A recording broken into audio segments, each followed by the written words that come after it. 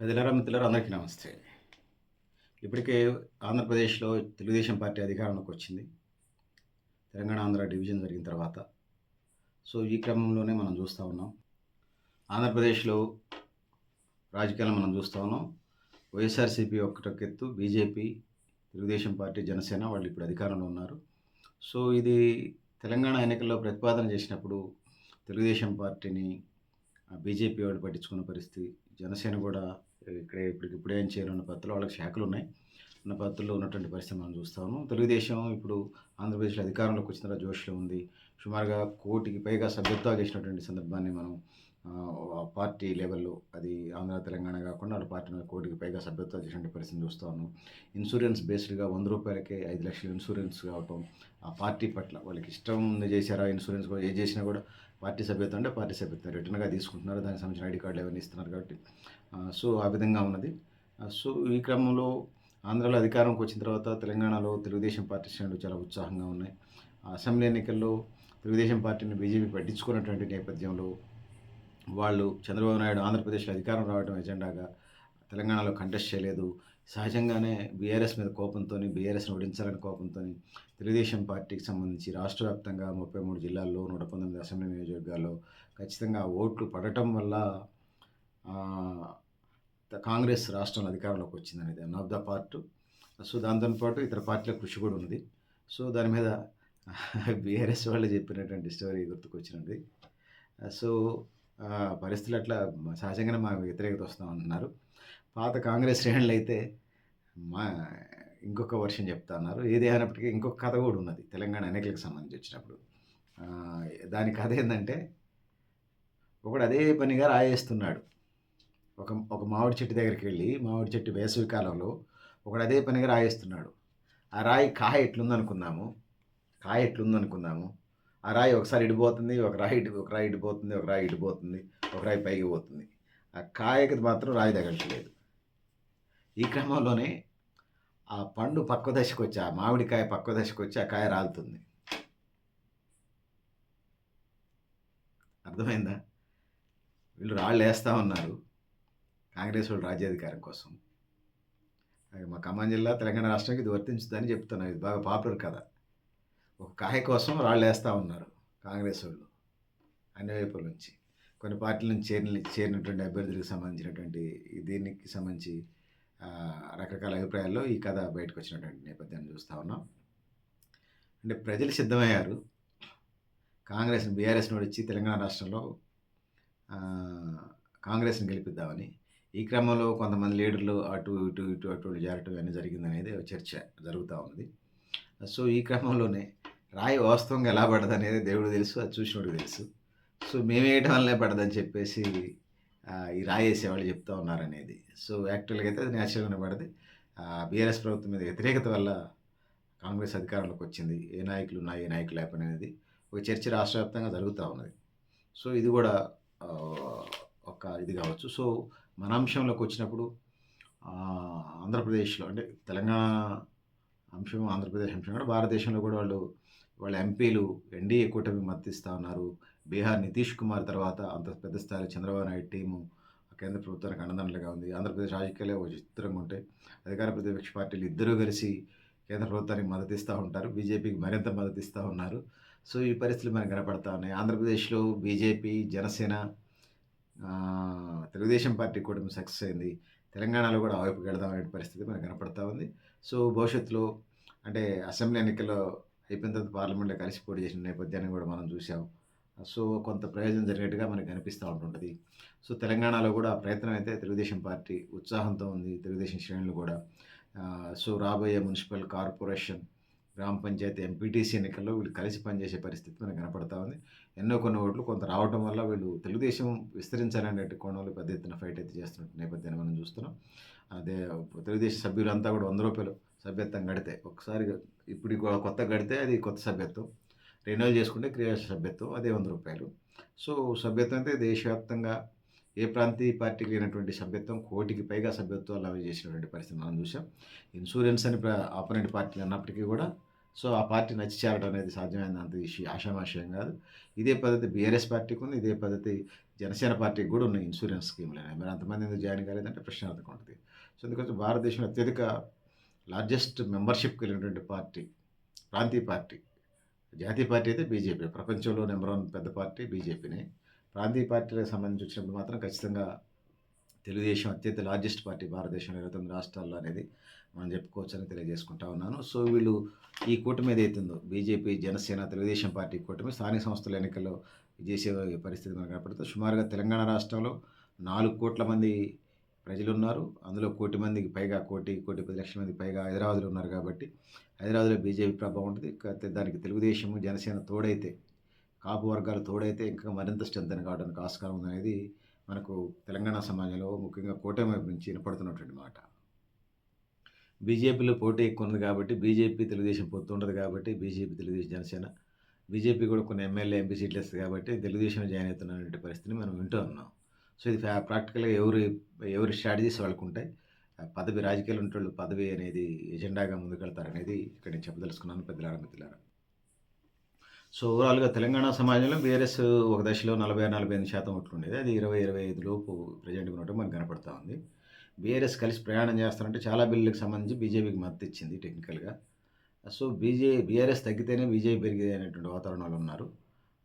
So, చాలా మనం 17 parliament స్థానాలు జరిగినటువంటి ఎన్నికల్లో కూడా వాళ్ళు 2 స్థానాల్లో 2 స్థానాల్లో, 3 స్థానాల్లోనో సెకండ్ ప్లేస్‌లో వచ్చారు. మిగిలినటువంటి వాటిలలో సుమారుగా 13 స్థానాలకు పైగా మూడో స్థానంలో, కొన్ని మిగిలిన స్థానాలు రెండో స్థానంలో వచ్చినట్టు 1, 2 సార్లయితే ఫోర్త్ ప్లేస్‌కి కూడా పోయింది పార్టీ బీఆర్ఎస్ పార్టీ.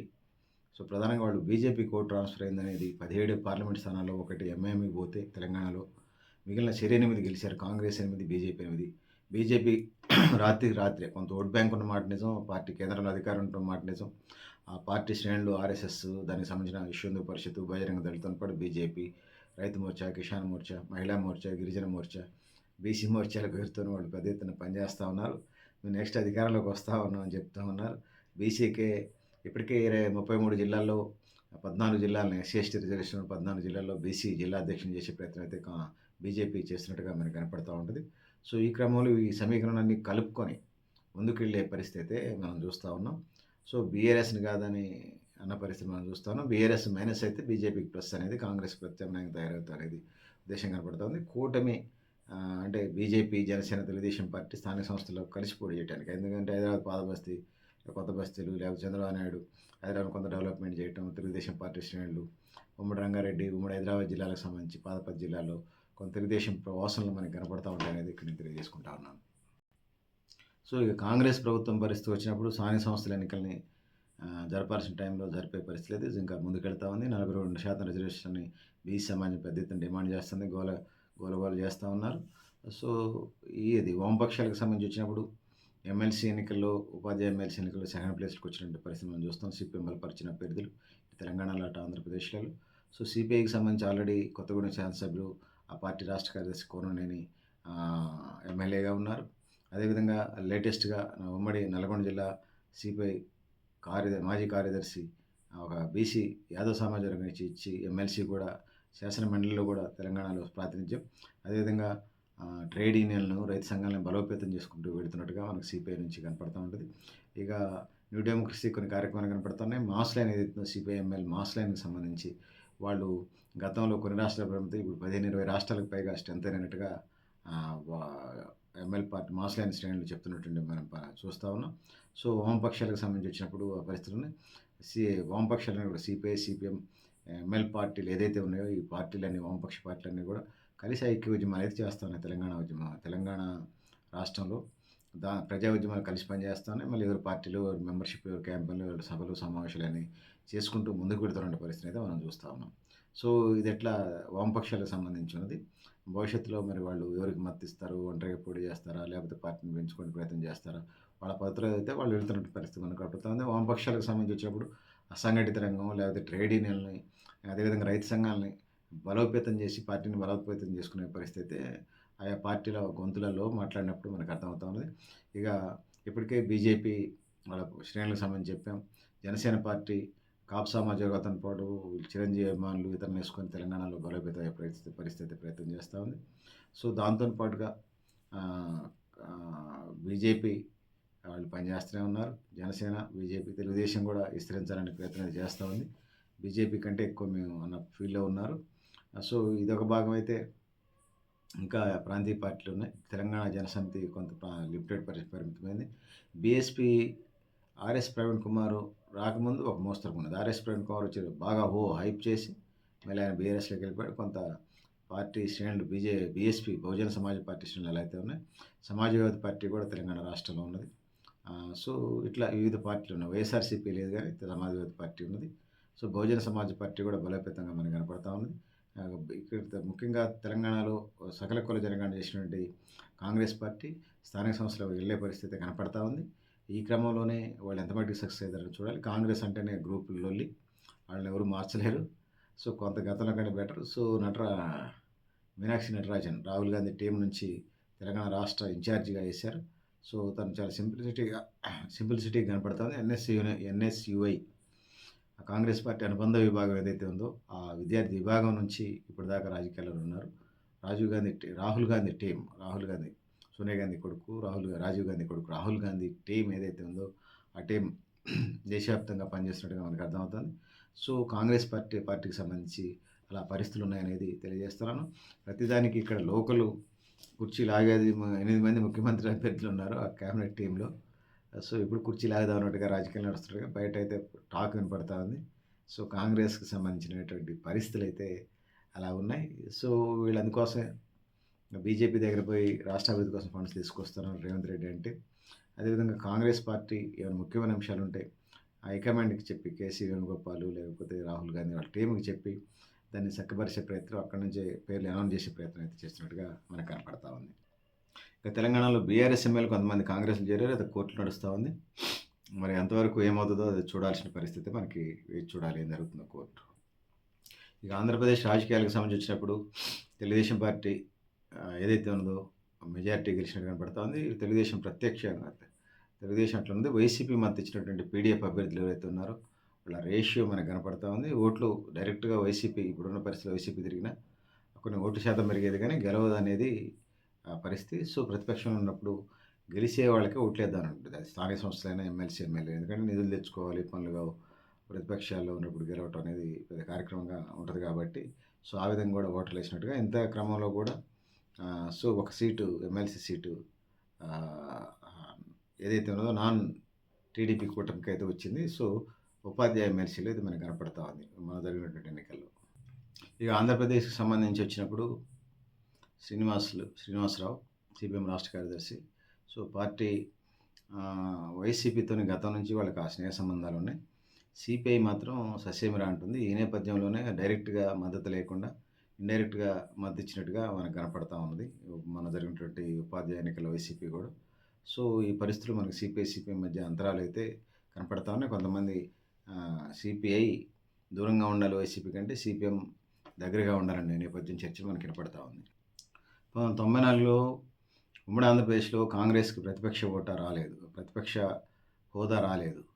అయినా కూడా ఆనాటి అధ్యక్షుడు పి జనార్దన్ రెడ్డి పెద్ద ఎత్తున పోరాటాలు చేయటం వల్ల 2004లో అది రాజశేఖర రెడ్డికి ఉపయోగపడదు అనేది మనకి ఇక్కడ అర్థమవుతా ఉన్నది. పోరాటాలు ప్రజలు జరగటం అనేది చాలా కామన్. గత ఎన్నికల్లో చంద్రబాబు నాయుడు మేము ఓడిపోయిన దానికి నేను మారాను, నేను మీకు అనుకూలంగా పనిచేస్తానంటం వల్ల గెలిచాడు. సో జగన్మోహన్ రెడ్డిలో ఆ పాశ్చాత్తాప ఛాయలు కనిపించలేదు అనేది మనకు ఉన్నటువంటి నాయుడు లోపాలను సరిదిద్దుకొని ఆ విధంగా రాజ్యాధికారంలో రావడానికి మంచిదే. జగనన్న వైపుగా అడుగులు వేస్తారని భావిద్దాం. పెద్దలారా మిత్రులారా, మీరు కూడా మీ అభిప్రాయాలను కామెంట్ బాక్స్లో ఆయన తెలియజేస్తూ నేను గరిడెప్పల్లి సత్యనారాయణ, నేను లక్ష్య ఆర్గనైజేషన్.